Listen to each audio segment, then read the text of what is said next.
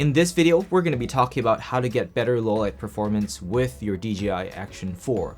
So as a part-time photographer and videographer here in Hong Kong, one of my requirements for a camera is to have good low-light performance. That's why I settled to buy the Sony a7S III and my Sony a7 IV, because both of those cameras are dubbed the low-light kings. So upon the release of the DJI Action 4 a few months ago, I was super surprised that they finally increased the sensor size to 1/1.3, which it can easily trump the GoPro sized sensor, which is 1/1.9. So that slight bump in sensor size makes the DJI Action 4 one of the best action cameras to get right now when it comes to dealing with low light. So my first tip to getting better low light performance with your DJI Action 4 is to put it on manual mode. So shooting in manual mode allows you to use the camera to its fullest capabilities, because the other day I was actually shooting in low light with automatic settings on, and I was so surprised when I looked into the EV meter. The camera was actually shooting at a very weird shutter, at around 20 shutter, and it was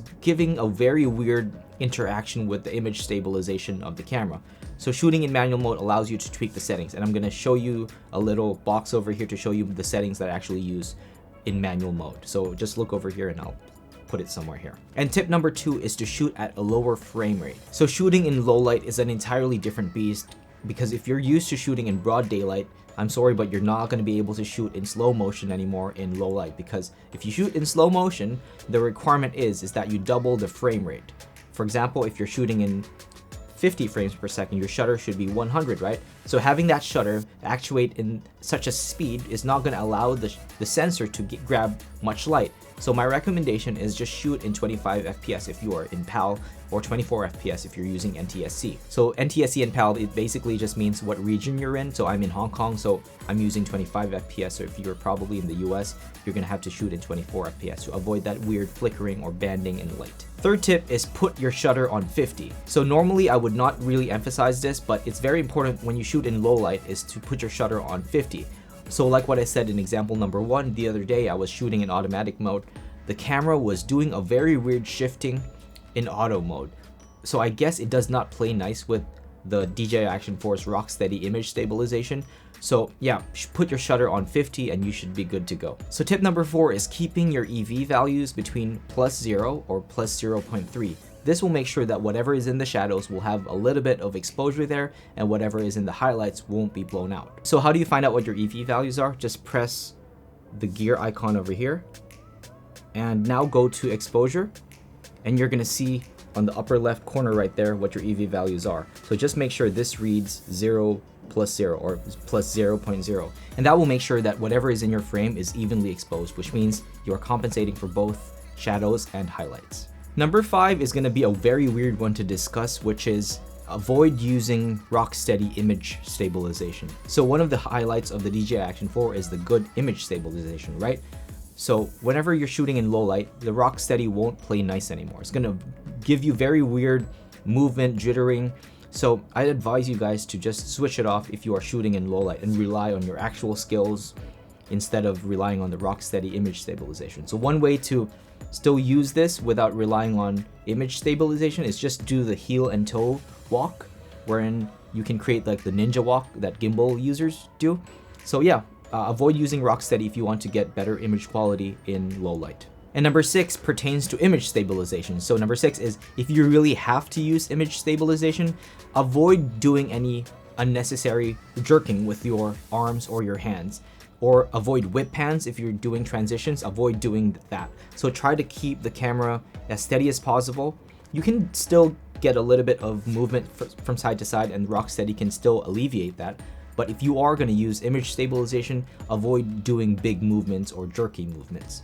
So tip number 7 is going to be a little bit more for the advanced users, or for people who actually have time to color grade.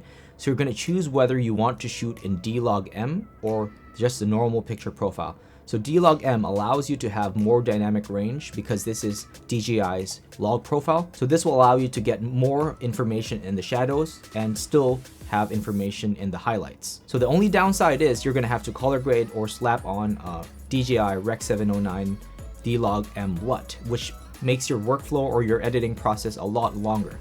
So if you're like me who just wants to have a very fast workflow because this is not professional work, right? But actually I was hired as a second shooter like a few weeks ago, and I was requested to use my DJI Action 4 aside from my A7S III. So the director and producer actually requested me to shoot in log. So I actually shot in log, but because I wasn't the one editing, but he was. So shooting in log is more professional because this allows the whoever is editing to have more flexibility in post if he or she is actually matching colors.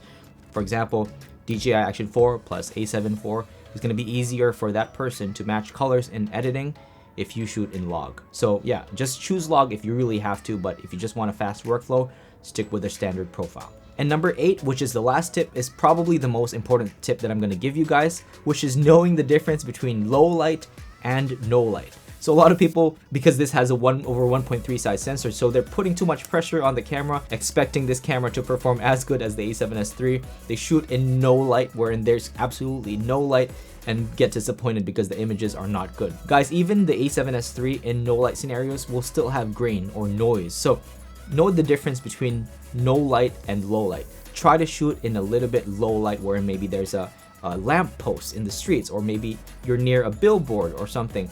Just be close to light sources and use that to your advantage. So this was just a quick video teaching you guys how to get better low light performance with your DJI Action 4, and I can assure you, you are going to get far better results shooting in manual mode than in auto mode. So if you have any further questions, leave a comment down below, and as always, please like, subscribe, all that good stuff, and I will see you guys in the next video. Peace.